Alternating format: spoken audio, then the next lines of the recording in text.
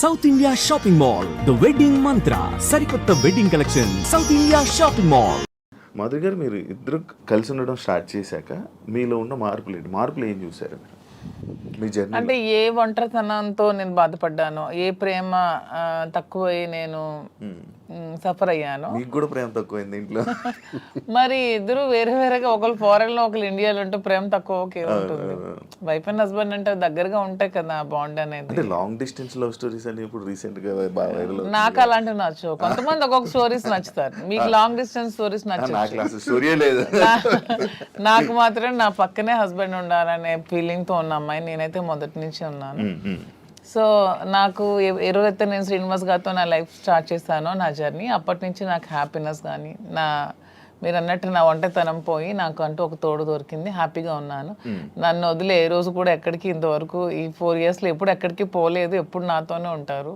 ఎక్కడికి వెళ్ళినా ఇద్దరం కలిసే ట్రావెల్ చేస్తాం. ఏ పనైనా ఇద్దరం కలిసే చేస్తాం.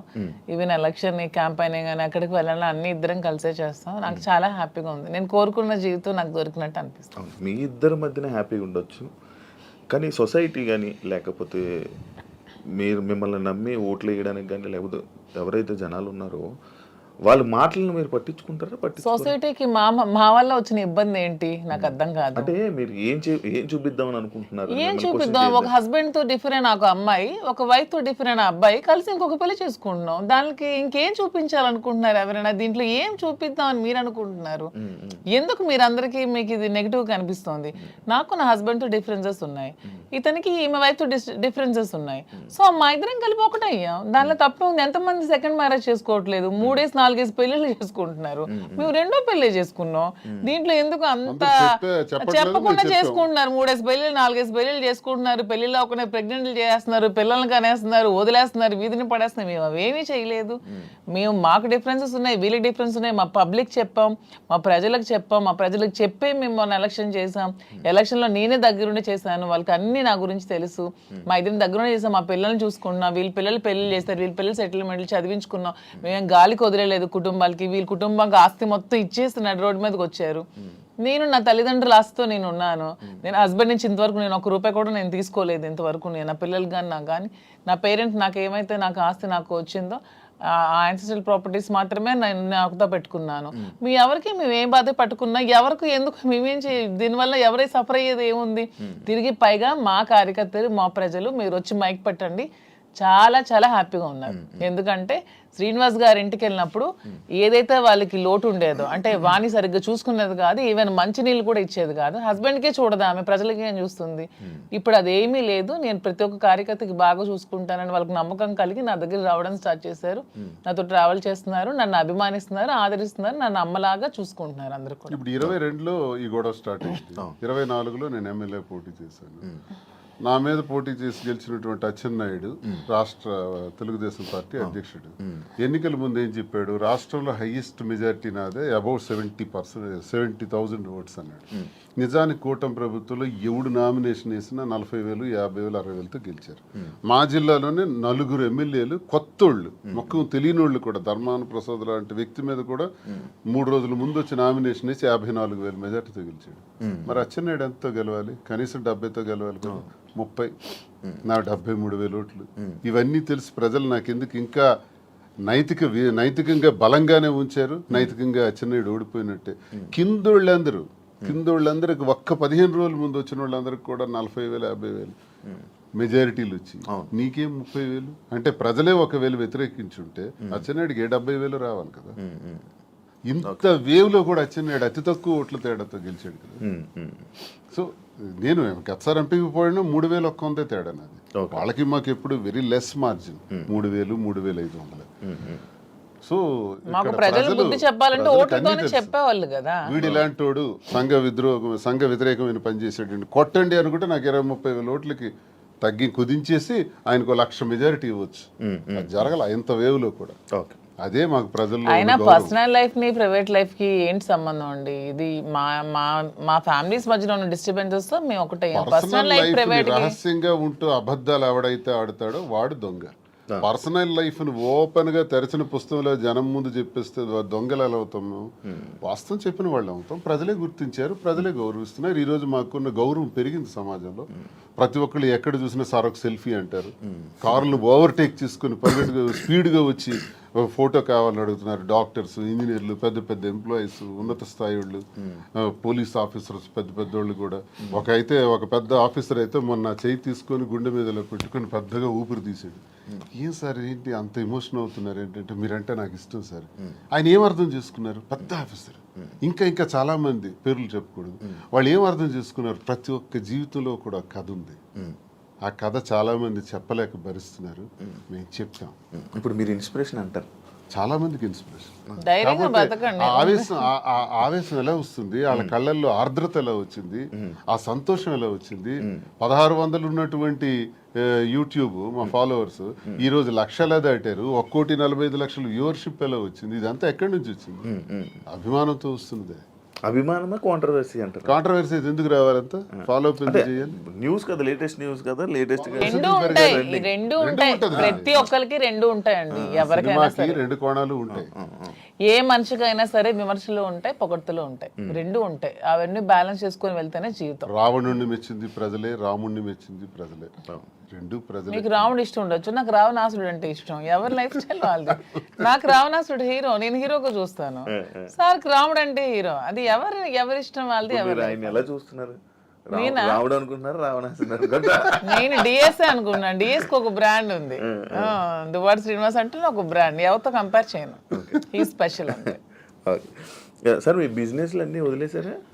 వదిలేదు, అన్ని లాగేసుకున్నారు. మేమేం బిజినెస్ వదిలేదు. మైన్స్ నాది 25 years నుంచి మైన్స్ కంపెనీ. ఎప్పుడు మైన్స్ ప్రపంచ స్థాయిలో కూడా ఐకాన్ బ్రౌన్ గ్రానైట్ ఓనర్ గా మంచి పేరు ప్రఖ్యాతులు సంపాదించాం. మైన్స్ లో బాగా పీక్స్ కి వెళ్ళాను. ఈ గవర్నమెంట్స్ లో గవర్నమెంట్ ఉంటే ఒకలాగా, లేకపోతే రిజల్ట్ రోజు ఈవినింగ్ లాగేసుకున్నాను. 4వ తారీఖు ఎన్నికల ఫలితాలు వచ్చాయంటే ఆ సాయంత్రం కల్లా నా మైన్ ఒక్క సందని కొట్టి పంపించేశారు. ఈ రోజు వరకు పర్మిట్స్ ఇవ్వట్లా. 61 కోట్లు లాస్ సడన్ గా గవర్నమెంట్ రావటం వల్ల, కూటమి ప్రభుత్వంలో అచ్చెన్నాయుడు వీళ్ళు టార్గెట్ పెట్టారు. సరే ఇవన్నీ చేస్తుంటారు వాళ్ళు, భరిస్తారు. శ్రీను గారు అంత మైనింగ్ కంపెనీలు అలాంటి పెద్ద పెద్ద బిజినెస్లు చేసిన మీరు రీసెంట్గా చీరలు బిజినెస్లోకి తీసుకొచ్చేసారని చెప్పి కామెంట్స్ కామెంట్స్. దానికి బిజినెస్, సారీస్ బిజినెస్ కాదా? ఏదైనా బిజినెస్ ఏనండి. దానిలో కామెంట్ చేయడానికి ఏముంది? ఇప్పుడు శ్రీనివాస్ గారు ఎప్పుడు మైన్స్ బిజినెస్, తను ఫస్ట్ నుంచి కూడా. పర్లాకిముడిలో వరల్డ్ ఫేమస్ మెటీరియల్ తను అక్కడ ఉంది. పర్లాకిముడిలో తను క్వారీ చేశారు. ఆ క్వారీని కూడా ఇలా లిటిగేషన్స్ పెట్టి కేసులు పెట్టేసి ఇతను ఓడిపోగానే వాళ్ళ పార్టీ రాగానే టీడీపీ హయాంలో క్లోజ్ చేసేసారు. దాన్ని నిలదక్కుని పాపం మళ్ళీ కొత్తగా టెక్కల్లో స్టార్ట్ చేశారు. దాన్ని కూడా మొన్న రిజల్ట్ రోజు ఈవినింగే మొత్తం కూల్ చేశారు. పోర్టులో కాంట్రాక్ట్స్ వర్క్స్ చేశాం మేమిద్దరం. దాన్ని ఆపేశారు. సో ఇంకేం చేయాలి? నాకు ముందు నుంచి కూడా ఈ శారీస్ విషయంలో నాకు ఒక ప్యాషన్ ఉంది. నాకు ఒక ఫ్యాషన్ మీద ఒక ప్యాషన్తో, ఇంట్రెస్ట్తో నాకు ఈ శారీస్ స్టోర్ పెట్టాలని ఎప్పటి నుంచో ఆలోచన ఉంది. దట్టు ఈ శారీస్ బిజినెస్ ఏంటి, పాలిటిక్స్కి సంబంధం లేకుండా ఉండే బిజినెస్, పీపుల్కి మాకు, పబ్లిక్కి మాకు రిలేటెడ్గా ఉండే బిజినెస్ అనేది ఈ శారీస్ బిజినెస్. ఎందుకంటే మేము పబ్లిక్ ఎంత ఫెయిర్గా ఉంటే వాళ్ళు నచ్చితే మా దగ్గరికి వస్తారు, కొనుక్కుంటారు, వెళ్తారు. సో దీనిలో పొలిటికల్ ఇంటర్ఫీరెన్స్ అంటూ ఏమీ ఉండదు. సో అందుకని నేను శ్రీనివాస్ గారికి ఇంతవరకు మనం మైండ్స్ ఇవన్నీ చేసాం, చేసి ఎప్పుడు కోల్పోతూనే ఉన్నాం, ఎప్పుడు కూడా నిలదొక్కుకోలేదు. ఈ 4 years లో కూడా 30-40 crores వరకు పెట్టాం, లాస్ అయిపోయాం.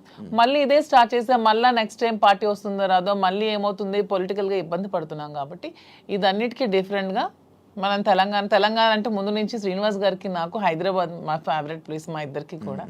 హైదరాబాద్ ప్రజలు కూడా చాలా మంచి మనసున్న మనుషులు, ఎవరు వచ్చినా ఆదరిస్తారు. బ్రతకడానికి బ్రతుకు తెరునిస్తుంది హైదరాబాద్. అదొక చాలా పెద్ద ప్రపంచం హైదరాబాద్ అనేది, చాలా మందికి లైఫ్ని ఇస్తుంది. సో ఈ ప్లేస్ని మనం చూస్ చేసుకుందాం. వెన్ కంపేర్ టు నాకున్న ఫ్యాన్ ఫాలోయింగ్లో ఒక 10% ఆంధ్రాలో ఉంటే 90% నాకు హైదరాబాద్లోనే ఉన్నారు. అంత మంచిగా నన్ను ఆదరిస్తున్నారు. సో మనం ఫస్ట్ బిజినెస్ హైదరాబాద్లో స్టార్ట్ చేద్దాం. నాకు ఇంట్రెస్ట్ ఉంది, మీరు కొంచెం సపోర్ట్ చేయండి. అపార్ట్ ఫ్రమ్ యువర్ పాలిటిక్స్ నా కోసం ఒక 10% టైం మీరు కేటాయించి బ్యాక్ ఎండ్లో ఉంటూ నాకు సపోర్ట్ చేయండి అని చెప్పాను.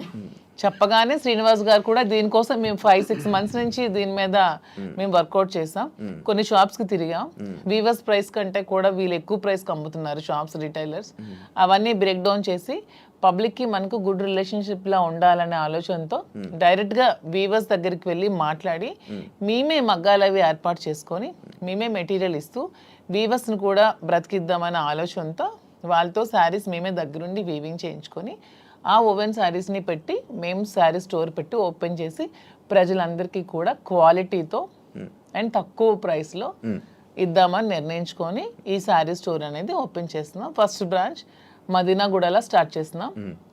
విత్ ఇన్ 3 months జూబ్లీ హిల్స్లో స్టార్ట్ చేస్తాం. విత్ ఇన్ ఇంకొంచెం రోజుల్లో ఇంకొక 4-5 బ్రాంచెస్ కూడా ఎస్టాబ్లిష్ చేయాలన్న ఆలోచనతోనే ఉన్నాం. అంతేగాని శారీస్ బిజినెస్ అనేది తక్కువగా చూడండి. కూర్చోడానికి కాదు, అంటే ఒక మంచి గ్రేట్ లీడర్ శ్రీకాకుళంలో మంచి దువ్వాడ శ్రీని గారు అంటే మంచి నేమ్ ఉంది. అంత లీడర్లా ఉండేవాళ్ళు. ఆయన నోట్లో నుంచి ఎప్పుడు లైక్ జనాల దగ్గరికి వెళ్ళి అవి ఇవి వినేవాడు. కాకపోతే మైనింగ్ కంపెనీ బిజినెస్ చేసేవారు, ఒక మంచి బిజినెస్ మ్యాన్ అనుకునే వాళ్ళం. కానీ అలాంటి ఆయనతో నోట్లో నుంచి మేము ఇలా శారీ బిజినెస్ చేయబోతున్నాం ఇలా చెప్తుంటుంటే ఎలా ఉండే ఆయన్ని ఎలా చేశారు, ఎలా ఉండే ఆయన ఎలా చేయడం. బిజినెస్ అనేది ఏదైనా బిజినెస్, అది ఏదైనా చిన్న ప్రొడక్ట్ అయినా పెద్ద ప్రొడక్ట్ అయినా బిజినెస్ అనేది బిజినెస్ కింద క్యాలిక్యులేట్ చేయాలి. అది చీర జాకెట్టా లేకపోతే ఇంకేంటా అని చూడకూడదు. బిజినెస్ నాకు దీంట్లో ఇంట్రెస్ట్ ఉంది. ఇంతవరకు మైండ్స్ లో అతనికి ఇంట్రెస్ట్ ఉంది, మైండ్స్ వల్ల కోల్పోయాం. సో నా ఇంట్రెస్ట్ ఒకసారి వచ్చి చూడండి, చేద్దాం. మీకు తనకి ప్రజలే ఇష్టం, తనకి ప్రజాజీవితం ఇష్టం, ఇది కూడా ప్రజలకు లింకప్ అయ్యేది.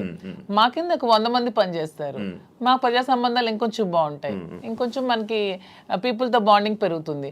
వాళ్ళు కూడా మనం తక్కువ ప్రైస్ కి ఇస్తే ఓకే, శ్రీనివాస్ గారు మౌజీ దగ్గరికి వస్తే మనకు తక్కువ ప్రైస్ కి శారీ వస్తుందని గుడ్ విల్ మనకు వస్తే చాలు, కోట్లు సంపాదించాల్సిన అవసరం లేదనే ఉద్దేశంతో శారీ స్టోర్ ఓపెన్ చేస్తాం. ఓకే, అంటే ఈ బిజినెస్కి దువ్వాడ గారు 3-4 కోట్లు ఎంతో ఇచ్చారు. ఆయన డబ్బులు ఇచ్చి ఈ బిజినెస్ కోసం శ్రీనివాస్ గారు ఎవరేమనుకున్నా నాకు అనవసరం. శ్రీనివాస్ గారు అన్ని ఆస్తులు వానికి రాసి ఇచ్చేసి వచ్చేసారు. With empty hands he came out. అక్కడి నుంచి మా లైఫ్ని మళ్ళీ మేము ప్రారంభించుకున్నాం. దీనికోసం మా పేరెంట్స్ ఇచ్చిన ప్రాపర్టీస్ మాత్రమే నేను సేల్ చేసి బిజినెస్లో పెడుతున్నాను. అలానే నాది వేరు శ్రీనివాస్ గారు వేరని మాకు లేదు. మీరు అడిగిన క్వశ్చన్కి ఆన్సర్ చెప్పాం. మా ఇద్దరు తన దగ్గర ఎన్ని కోట్లున్నా నాకు ఇస్తారు. ప్రెసెంట్ లేవు, లాగేసుకున్నారు అందరూ. ఉంటే నాకు ఇస్తారు ఖచ్చితంగా. సో నా దగ్గర ఉన్న ప్రతిదీ అతనిదే. మా ఇద్దరి మధ్యలో నీది నాది అనే తేడా లేదు. అయినా మా ఇద్దరు ఇప్పుడు మొగుడు పల్లాలి. మా ఇద్దరు నాదైనా ఒకటి అతనిదైనా ఒకటి, ఎవరికి సంబంధం లేదు. ఎవరు డబ్బులు పెడితే మీకేంటి ప్రాబ్లం? మీ బిజినెస్ చేస్తున్నావా, మంచి ప్రొడక్ట్ అందిస్తున్నావా అనేది మీరు చూడండి. డబ్బు గురించి ఆయనకి దగ్గర అయ్యారని కూడా టాక్. అది ఫేక్ అదే చెప్తున్నాను కదా. మీరు కావాలంటే అన్ని మొత్తం డాక్యుమెంట్స్ అవన్నీ వెనక్కి వెళ్ళి తీసుకోండి. ఆస్తులన్నీ రాసిచ్చి తను చెప్తున్నాను 0 బ్యాంక్ బ్యాలెన్స్ తో వచ్చారు నా దగ్గరికి. అందుకే నేను అంటున్నాను, మా బంధం మీరు ఎన్ని కామెంట్ చేసుకున్నా మాది 100% ప్యూర్ లవ్. ఎందుకంటే నేను అతని నుంచి ఏది ఆశించలేదు, 1 రూపాయి ఆశించలేదు. అతను పదవిలో లేరు, నేను పదవిని ఆశించడానికి. అతను డబ్బులు లేవు, డబ్బు ఆశించడానికి. ఏమి ఆశించుకున్నా 100% అతని మనసు, అతని వ్యక్తిత్వం, అతని హానెస్టీ, అతని హంబుల్నెస్ ఇవే చూసి నేను ఇష్టపడ్డాను. దాంతోనే ఇప్పుడు కలిసి ఉన్నాం. అతని దగ్గర ఏ ఆస్తులు లేవు, అన్ని బాణీకి ఇచ్చేసి వచ్చేసారు. ఇటీవల కాలంలో ఒక 2 కోట్ల రూపాయలు విలువైన 2.5 కోట్ల విలువైనటువంటి ఒక అసెట్ విశాఖపట్నంలో అమ్మారు. అలాగే శ్రీకాకుళంలో కూడా కొన్ని ల్యాండ్స్ అమ్మారు. అమ్మి ఈ డబ్బులన్నీ కూడా అక్యుములేట్ చేసి ఈ బిజినెస్. మా ఫాదర్ నాకు ఇచ్చిన ప్రాపర్టీస్ అన్ని నేను ఇప్పుడు అమ్మేశాను. ఎప్పటి నుంచో మా ఫాదర్ నాకు ఇచ్చే 2009 నుంచి అవి నా పేరు మీద ఉన్నవి. ఇప్పుడు బిజినెస్ కోసం నేను అమ్మేసి మరి బిజినెస్ స్టార్ట్ చేశాను. అంటే మీరు స్టార్టింగ్ అంటే ఆయనకి పరిచయం అవ్వకముందు నుంచి, రాజకీయంలోకి రాకముందు నుంచి మీరు మేము ఫైనాన్షియల్ గా వెల్ సెటిల్డ్. మా ఫాదర్ వాళ్ళు వెల్ సెటిల్డ్, మా హస్బెండ్ వాళ్ళు కూడా వెల్ సెటిల్డ్. అన్ని వెల్ సెటిల్డ్ ఫ్యామిలీ ఫైనాన్షియల్ గా. మాకు ఫైనాన్షియల్ గా ప్రాబ్లమ్స్ కానీ ఏమి కూడా లేవు, ఎప్పుడు కూడా లేవు. వెల్ సెటిల్డ్ ఫ్యామిలీనే. ఇప్పుడు వీటి కోసం మేము ఆస్తులు అమ్మాల్సి వచ్చింది, లేకపోతే ఆస్తులు అమ్మాల్సిన అవసరం కూడా లేదు. ఎందుకంటే ఎలక్షన్ లో ఉన్న డబ్బులు కొంచెం ఉంటే అవి కూడా కోల్పోయాను. మా ఇద్దరు ఉండడానికి ఇల్లు కూడా కట్టుకున్నాం, దానికోసం కొంచెం డబ్బులు పెట్టవలసి వచ్చింది. సో ఇప్పుడు మళ్ళీ బిజినెస్ స్టార్ట్ చేయడానికి ఈ ప్రాపర్టీస్ అమ్మాల్సి వచ్చింది. లైక్ అంటే ఈ కామెంట్స్ రావడానికి గల రీజన్స్ ఏంటంటే, మీరు అది కొన్ని వీడియోస్ మీ డ్యాన్స్ చేసి సంబంధించిన వీడియోస్ కొన్ని సోషల్ మీడియాలో వైరల్ అవ్వడం జరుగుతుంది. అది మీరేనా? అది ఇప్పటికీ చెప్తున్నాను, అది నేను కాదు. అసలు ఆ మనిషి కూడా నా అలాగ లేదు. అది ఎందుకు ఎవరికి అనిపించిందో, ఎవరికి పెట్టాలనిపించిందో కావాలనే కూటమి ప్రభుత్వం వాళ్ళే ఖచ్చితంగా దీన్ని ఈ పిల్ల సైనికులు ఉంటారు కదా, బచ్చగాళ్ళు, ఆ బచ్చగాళ్ళు ఈ కొంతమంది కలిపి ఐటీడీపీ అని ఇదొన్న పేజ్లో పెట్టి అనవసరంగా ట్రోల్ చేశారు. అలానే డాన్స్ చేసే అమ్మాయిని నేనేం కామెంట్ చేయట్లేదు. నాకు రికార్డింగ్ డాన్స్లు నాకు స్టేజ్ల మీద డాన్స్ చేసుకోవాల్సిన అవసరం నాకైతే ఎప్పుడూ లేదు. ఎనీబడి కెన్ ప్రూవ్ చేసుకోండి. సార్ అప్పుడే చెప్పారు ప్రూవ్ చేసుకుంటే నేను 1 crore rupees వాళ్ళకి గిఫ్ట్ ఇస్తానని. ఇప్పుడు ఈ మధ్య మొన్న ఛానల్లో కూడా అడిగారు. నాకు అవసరం లేదు. అలానే నేను ఒకటే చెప్తున్నాను, ఎవరి బ్రతుకు తెరువు కోసం వాళ్ళు చేసుకుంటారు. ఇదే డాన్స్ స్టేజ్ మీద పబ్లిక్ గా బట్టలు ఇప్పి చేస్తున్నారు, వాళ్ళేమో హీరోయిన్లు అంటున్నారు. స్టేజ్ మీద చేస్తే స్టేజ్ రికార్డింగ్ డాన్సర్లు అన్నారు, నానా రకాల పేరు పడుతున్నారు. నేను ఎవరు అమ్మాయిని కామెంట్ చేయట్లేదు. నాకైతే మీరు వెళ్ళి మా ప్లేస్ లో ఎంక్వైరీ చేసుకోండి, నేను పుట్టిన ప్లేస్ లో మా అత్తగారి ప్లేస్ లో. ఈ విమర్శలు చేసేవాళ్ళు ఎవరైనా ఆ అమ్మాయి మాధురి అని ప్రూవ్ చేస్తే 1 crore ఇస్తాం. ఒకవేళ వాళ్ళు ప్రూవ్ చేయలేకపోతే వాళ్ళు సరెండర్ అవుతామంటే అమ్మాయి ఎవరో కూడా మేమే తెచ్చి పెడతాం. ఎందుకు అమ్మాయిని బయటికి లాగాలి, పెళ్లి చేసుకుని హ్యాపీగా ఉంది కాబట్టి. మాకు అమ్మాయి తెలుసు, అది ఏ రికార్డింగ్ డ్యాన్స్ ట్రూపో కూడా తెలుసు. కానీ అలాగ అమ్మాయినే మాధురి అని చూపించిన వాళ్ళకి నేను అంటున్నాను 1 crore మీకు బహుమానం కింద ఇస్తాను, దయచేసి అది ప్రూవ్ చేయండి అంటున్నాను. అంటే చీప్ ట్రిక్స్ ప్లే చేయడం, ట్రోల్ చేసి ఎందుకు అలా ట్రోల్ చేయాల్సిన అవసరం ఏముందో నాకు అర్థం కాదు. అలా చేస్తే ఏమొస్తుంది? అంటే ఇప్పుడు మాధురికి నాకు మేము ఒక మనసుతో ఉన్నాం కదా, మరి అలా చేస్తే ఏమొస్తుంది మీకు? ఎవడా చేసేవాడు? రికార్డింగ్ డాన్స్ చేసే అమ్మాయిని పెళ్లి చేసుకుని రికార్డింగ్ డాన్స్ అమ్మాయిని ఓవర్సీని పెళ్లి చేసుకుని నీకేంటి నొప్పి? పెట్టినోడికి ఏంటి నొప్పి? అలాగైతే మీరు డాన్స్ చేసి మీరే ఒప్పుకున్నట్టు. నేను కాదు కదా, నేను ఒప్పుకోవడానికి అమ్మాయి నేను కాదు. నేనైతే నిజంగా నేను ఒప్పుకుంటాను. I'm very bold and straight forward. నేను ఒప్పుకుంటాను. If it is me I will agree. నేనే అదా, నేను డాన్స్ చేసిన వీడియోస్ చాలా ఉన్నాయి, నేను పెట్టుకుంటున్నాను కదా. నేను చేసి నేనే పెట్టుకుంటాను. నేను అది కానప్పుడు నేను ఎలా ఒప్పుకుంటాను? అలానే అదే అంటున్నాను, ఒకవేళ డాన్స్ చేసిన అమ్మాయినే దువ్వాసం చేసుకుంటే మీకేంటి పెయిన్? అమ్మాయి మాత్రం అమ్మాయి కాదా, ఆడపిల్ల కాదా? ఎందుకు అంత ట్రోల్ చేయాల్సిన అవసరం ఏముంది? అంత నెగిటివిటీ స్ప్రెడ్ చేయాల్సిన అవసరం ఏముందని అడుగుతున్నాను నేను. ఒకవేళ ఆ అమ్మాయే మాధురి అని ప్రూవ్ చేయాలనుకుంటే 1 crore బహుమతి ఇస్తాం, తీసుకురండి అంటున్నాం. ఎవరైతే వచ్చారో వాళ్ళకి. అంటే ఇప్పుడంటే ఏ జనరేషన్ వచ్చేసింది, ఫేసులు మార్పిడి ఇది. ఆ వీడియో చూస్తే అప్పుడెప్పుడు 2003 2000 ఆమె వయసు ఎంత తెలుసు? ఏమండి నాకు ఇప్పుడు 34 years అండి. 2000 అన్న ఏజ్ ఎంత ఉంటది? ఓకే, ఆ వీడియో ఎప్పుడు చాలా ఓల్డ్. నేను 2000 అన్న ఏజ్ ఎంత ఉంటుంది చెప్పండి? 2005 లో నేను 10th. నాకు ఎంత ఏజ్ ఉంటుంది? నాకు 2010-11 అప్పుడు నేను ఎంత పిల్లని ఉంటాను? ఆ అమ్మాయి అంత డాన్స్ నేను ఎలా చేయగలను? కొంచెం నా పోనీ అట్లీస్ట్ నా చిన్నప్పుడు ఫోటోలు ఏవో చూపిస్తే మీకు తెలుస్తుంది. ఎప్పుడో మాదిరి చూపిస్తున్నారు కదా. అట్లీస్ట్ 2005 లో నేను 10th. పోనీ అప్పుడు నాతో చదువుకున్న వాళ్ళకి తెలుస్తుంది కదా. ఏదో మీలాంటి వాళ్ళు నమ్మాలి, ఎవరు తెలియని వాళ్ళు. తెలిసిన వాళ్ళకి ఏంటో తెలుసు. చెప్తున్నా అంటే మీరు చూస్తే ఎలా అనిపిస్తుంది? అలాగే నాకు ఎక్కడ అనిపించట్లేదు, మా వాళ్ళకి ఎవరికి అనిపించట్లేదు. మీకు ఎలా అనిపిస్తుందేమో మరి, మాకైతే తెలియదు. మా అందరికీ తెలుసు, ఎవరు మా జిల్లా అందరికీ తెలుసు అది నేను కాదని. ఇంక మిగతా వాళ్ళు నమ్మితే నమ్మొచ్చేమో కానీ ప్రతి ఒక్కరికి తెలుసు. ఇంక నమ్మినా నమ్మకపోయినా పర్వాలేదు, నేను అనుకున్నా కూడా ఐ డోంట్ కేర్ అంటున్నాను. పోనీ అమ్మాయి కూడా డాన్స్ బాగా చేస్తుంది అనుకుంటే అనుకోండి, దానిలో ఐ డోంట్ కేర్.